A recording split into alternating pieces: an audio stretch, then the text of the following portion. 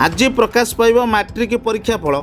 ओडिशा माध्यमिक शिक्षा परिषद पक्षर 2025 वर्षर मैट्रिक परीक्षा फल आज अपराह्न 4टारे कटक स्थित माध्यमिक शिक्षा परिषद कार्यालय विधिवत भाव प्रकाश पाइब।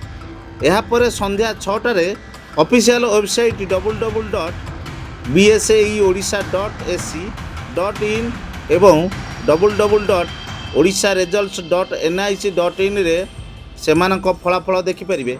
छात्र छात्री माने सेमानक रोल नंबर एवं जन्म तारीख को व्यवहार करी वेबसाइट रे फलाफल जांच करें। यह सहित SMS माध्यम रिजल्ट जानिबार सुविधा उपलब्ध हेबो बोली बोर्ड पक्षर कहुई।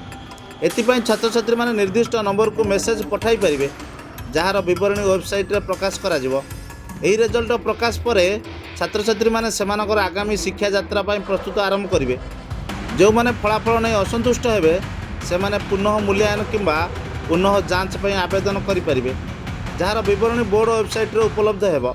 छात्र छात्री और अभिभावक मानक परामर्श दिया जाउछि जे सेमाने ऑफिशियल वेबसाइट रु ही फलाफल जांच करंतु एवं कौनसी अण अधिकारी उत्स उपरे निर्भर करंतु नहीं।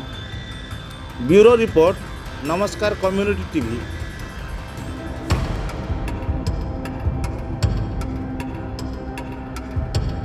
आपण भी निजर गीत गप कविता और सचेतनता वार्ता को निज मोबाइल रे 1 मिनिट रे वीडियो रिकॉर्डिंग करी आम पाखक पठांतु। यह नमस्कार कम्युनिटी टीवी रे प्रसारित हेबो।